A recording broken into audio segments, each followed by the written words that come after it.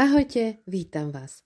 Dnes vám predstavím jednu celkom zaujímavú knihu od autora, ktorý je označovaný za fínskeho Stephena Kinga. A o koho teda ide? Ide o Marka Hautalu a jeho dnešná kniha, ktorú vám chcem predstaviť, sa volá Bába Motika. Knižka má 320 strán a vydalo ju vydavateľstvo Knižný klub. A o čo teda ide? Ide o uhrančivý thriller s hororovou zápletkou. Po generáciách si mládež z jedného zastrčeného predmestia na severu Fínska predáva hrôzostrašnú legendu o bábe Motike. Má čierny jazyk, kto o nej bude rozprávať, toho čaká smrť. Je to len historka, krutá tradícia medzi miestnymi deťmi. Prečo ale z mesta miznú ľudia bez stopy?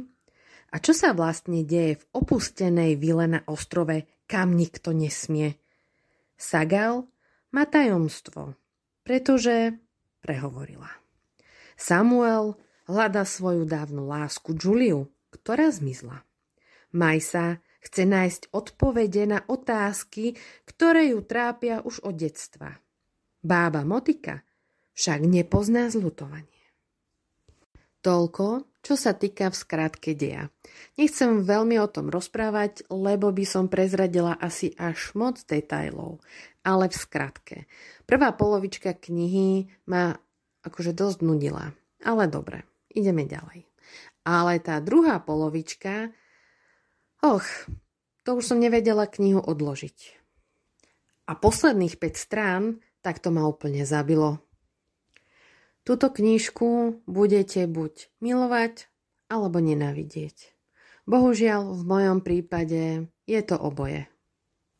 Jediné, čo asi trošku prezradím, je, že sú tam 2 dejové línie a naozaj, keď sa to už rozbehne, tak tá knižka stojí za to. Doporučujem ju určite si prečítať a spraviť si na ňu vlastný názor.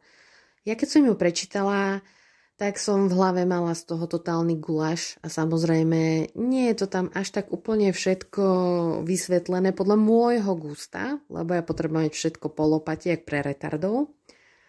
Ale zase na druhú stranu to je to, čo dáva tej knižke také naozaj že dobré čaro. Takže, ak nemáte po nociach čo robiť, tak ako ja, knižka Bába Motika je stvorená ako pre vás. A aby to nebolo len také nudné rozprávanie, mám pre vás malý úryvok z knihy. Tak sa pohodlne usaďte a ideme na to. Chcete vědět, co bába Motika dělá? Zabíjí děti. Je stará jako samo moře a nebe. Plíži se v lesích na pobřeží, mezi balvany a zapadlými stromy. Jde po špičkách na bosých, hubených nohou jako norek. Každý, kdo bez dovolení vstoupí na jej pozemek, umře nebo zešilí.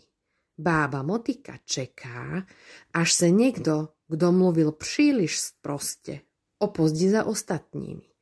Odskočiť si na malou, napsat SMS-ku, prohlednout si motýla nebo zachrániť ptáče. Bába Motika čeká a jakmile se k ní otočíte zády, zasekne vám motiku medzi lopatky takovou silou, až vám vyrazí dech a z nohou se vám vytratí cit. Pak vás obrátí, vyplázne černý jazyk. Má skoro knírek. Pak je s vami ámen. Možná sní vaše srdce. Vyrve vám ho z hrudi motikou, i kdybyste byli ešte naživu. Zahrabe ho do země a čeká, dokud srdce trochu nesčerná. Pak ho rozžvíka bezubými ďásnemi. K zubní protéze se nesníži. Někdy jí to zabere i hodinu. Zavře oči. Myslí na minulost i na to, jak dřív bylo všechno lepší. Ví ovšem, co se v lesích děje. Podle pachu pozná, kdo je kdo.